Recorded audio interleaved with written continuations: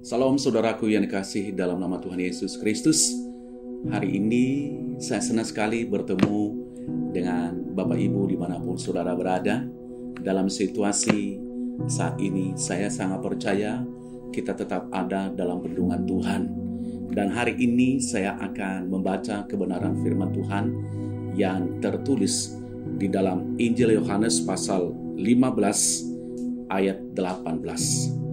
Jikalau dunia membenci kamu, ingatlah bahwa ia telah lebih dahulu membenci aku daripada kamu. Saya percaya dunia pasti membenci hal-hal yang baik. Dunia pasti tidak senang hal-hal yang positif. Dunia tidak senang kalau kita melakukan hal-hal yang baik. Dunia juga, saudaraku dikasihi Tuhan, paling tidak senang kalau kita berbicara tentang kerajaan sorga. Mungkin kita berkata di dalam hati, mengapa sih dunia ini tidak senang hal-hal yang positif? Mengapa sih dunia itu tidak begitu mau kalau kita berbicara tentang kerajaan sorga? Karena kerajaan sorga itu berbicara dengan kesucian. Kerajaan sorga itu berbicara yaitu melakukan firman Tuhan. Kerajaan sorga itu berbicara yaitu hidup dalam kekudusan. Nah, dunia ini hanya berbicara bagaimana saya bisa menyusahkan orang lain, bagaimana saya bisa meraup keuntungan kepada orang lain. Dunia ini bagaimana saya bisa melakukan segala jenis dosa, yaitu kemabukan, pesta pora, narkoba, bahkan melakukan hal-hal yaitu namanya juga kenajisan. Makanya saya akan memberikan judul uraian khotbah saya hari ini, yaitu dibenci. Mungkin kita berkata, Pak Pendeta, kalau begitu saya sering dibenci oleh orang.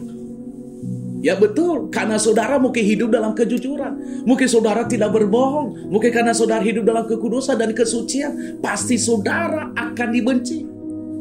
Mungkin saudara melakukan firman Tuhan, hidup kita lurus aja.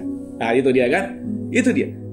Nah dunia berkata, udah keluarga itu hidupnya, bapak itu di kantor. Udah anak muda itu ya, kok kita mabuk-mabuk. Dia tidak ikut. Kita melakukan dosa ini kok dia tidak ikut. Nah itu namanya dunia membenci kita.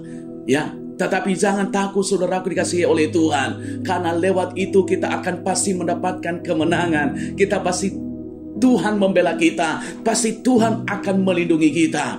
Nah ada beberapa hal yang bisa saya sampaikan kepada kita hari ini. Mengapa kita dibenci? Yang pertama, karena kita tidak sepaham dengan mereka.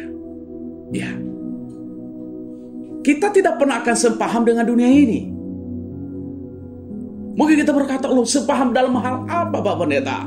Nah ini dia, yaitu kalau orang lain berbohong, kita tidak berbohong. Kalau orang lain melakukan perzinahan, kita tidak hidup dalam perzinahan. Kalau orang lain tidak hidup dalam doa, kita hidup di dalam doa. Kalau orang lain tidak membaca firman Tuhan, kita tetap membaca firman Tuhan. Makanya kita tidak pernah sepaham dengan mereka. Kalau orang mencari kekayaan lewat perdukunan, kita tidak sepaham dengan mereka. Kita tidak melakukan perdukunan. Kalau orang lain mencari kekayaan, menaik jabatan, saudara dikasih oleh Tuhan lewat hal-hal gaib, kita tidak mengerjakan hal itu. Makanya kita tidak sepaham dengan mereka. Berarti di situ kita dibenci, saudara dikasih oleh Tuhan.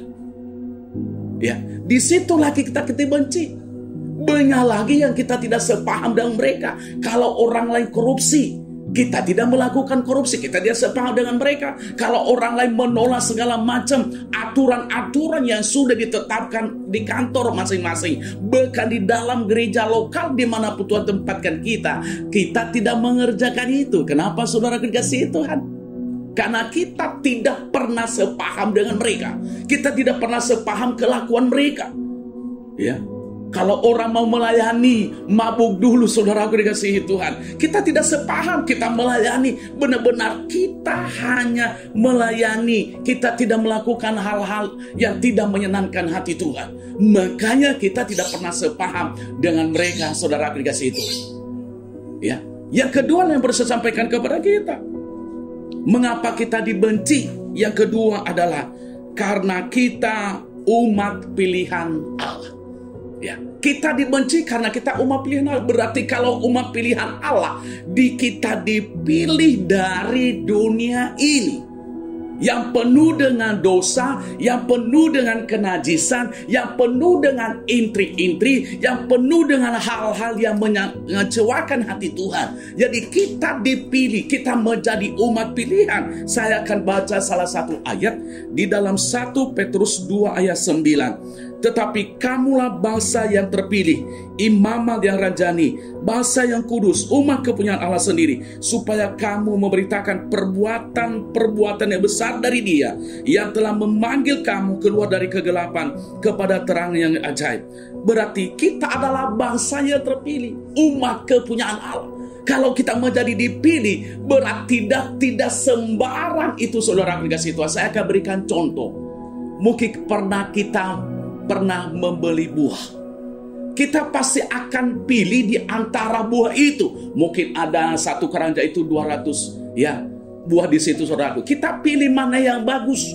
Kenapa? Karena itulah yang berkenan bagi kita. Nah, begitu juga kita adalah umat pilihan Allah. Kenapa? Karena kita berkenan kepada Tuhan. Karena kita melakukan firman Tuhan. Karena hidup kita sudah menerima Yesus sebagai Tuhan dan Juru Selamat kita. Makanya kita menjadi umat pilihan. Makanya dunia membenci kita. Makanya dunia tidak senang kepada kita. Makanya dunia, saudaraku dikasih Allah, tidak pernah kompromi dengan kita. Kenapa? Karena kita sudah menjadi umat pilihan Allah. Amin, saudaraku dikasihi Tuhan. Amin. Hari ini mungkin saudara belum menjadi umat pilihan Allah. Janganlah keraskan hatimu, saudara dikasihi Tuhan. Jadilah umat pilihan Allah itu. Yang ketiga yang perlu saya sampaikan kepada kita, mengapa kita dibenci, saudaraku yang dikasihi Tuhan? Yang ketiga adalah karena kita memiliki status yang pasti. Kita dipilih karena kita memiliki status yang pasti. Mungkin kita berkata, loh, status saya apa? Loh, status kita adalah kita sudah menjadi anak Allah. Ya, status kita adalah yaitu kita nanti akan masuk dalam surga. Kenapa? Karena kita sudah menerima Yesus sebagai Tuhan dan Juru Selamat kita. Kalau orang lain masih mengambang, kalau orang lain masih meraba-raba, masih berkata mudah-mudahan, tapi kita sudah pasti, saudara dikasih Tuhan. Makanya Yesus berkata, aku adalah jalan dan kebenaran dan hidup. Ya, kalau kita sudah berarti Dia menjadi jalan. Di dalamnya ada kebenaran, di dalamnya ada hidup, di dalam Yesus ada jalan. Dia tahu jalan karena dia berasal dari surga, dia kembali ke surga juga. Ya, dia kembali ke surga juga. Dan dia juga kebenaran, di dalam Yesus ada kebenaran. Ada kebenaran, tidak ada kebohongan di dalam Yesus. Tidak ada janji palsu di dalam Yesus. Bahkan dikatakan lagi, dan hidup, berarti dia situ dia hidup.